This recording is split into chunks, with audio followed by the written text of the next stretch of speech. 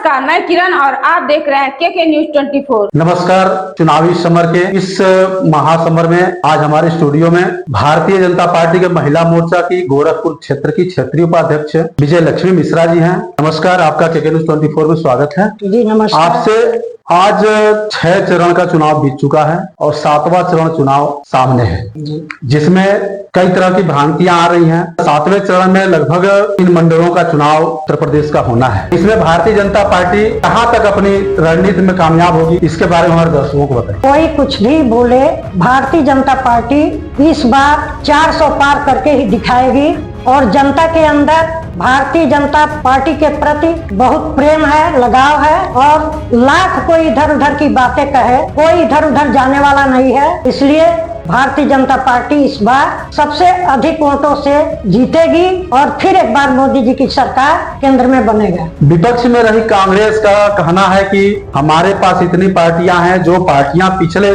दशकों में 67% पा करके विपक्ष में रही और 37% पा करके भारतीय जनता पार्टी ने सरकार बनाया एनडीए के रूप में, तो 67% आज एकजुट है। तो क्या लगता है कि आप 37% को पार करके आगे सरकार बना पाएंगे? जी, 37% का कोई मतलब ही नहीं है। जनता जान चुकी है कि ये सब बहुरूपये हैं और कुछ भी करने वाले नहीं हैं, क्योंकि इसके पहले जनता ने इनकी सरकार देखी है, चाहे कांग्रेस हो, चाहे सपा हो, चाहे बसपा हो, किसी की भी सरकार रही है, देखी है जनता और वह खूब अच्छी तरीके से जानती है कि यह जो सरकार है वह कभी जनता की भला नहीं सोच सकती है। अगर जनता की भला सोचने वाली सरकार है तो केवल भारतीय जनता पार्टी है और देश का विकास अगर होगा तो भारतीय जनता पार्टी की सरकार के द्वारा ही होगा। इसलिए जनता इनको नकार दी है, जनता कभी इन्हें स्वीकार नहीं करेगी। आज विजय में रोड़ा बने हैं। भूतपूर्व में कभी देखा जाए तो भारतीय जनता पार्टी के ही विधायक रहे, मंत्री रहे और इस समय सपा से भी जो चुनाव लड़ रहे हैं, तो ये कितना विजय के विजय में रोड़ा बन पाएंगे?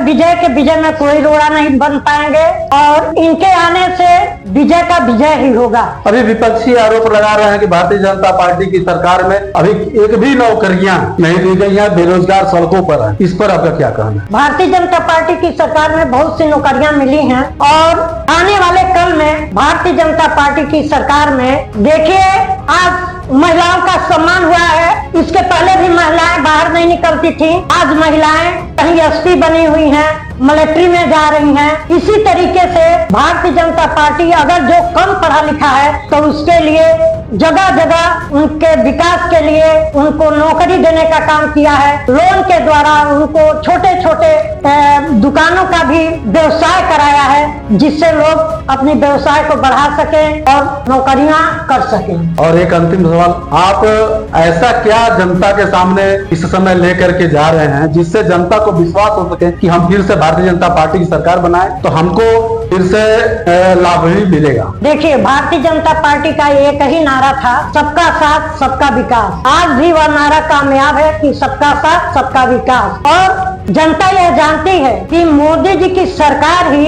एक महिलाओं का सम्मान करेगी। महिलाओं का उत्थान हुआ है, जनता गरीब से लेके महिलाओं तक का सबका सम्मान बढ़ा है और गरीबों का उत्थान हुआ है और भारतीय जनता पार्टी की सरकार में ही सबका भला है। धन्यवाद। हम अभी बात कर रहे थे गोरखपुर की क्षेत्रीय महिला मोर्चा की उपाध्यक्ष विजय लक्ष्मी जी से। आपको बहुत बहुत धन्यवाद, मुझे इस काबिल समझे कि आप अपने स्टूडियो में मुझे बुलाया और मुझे जनता के सामने कुछ बोलने का मौका दिया, इसलिए आपको बहुत बहुत धन्यवाद। और हमारे साथ बने रहिए, फिर नए के साथ, नए युग के साथ और नए व्यक्ति के साथ मिलेंगे। तब तक के लिए नमस्कार।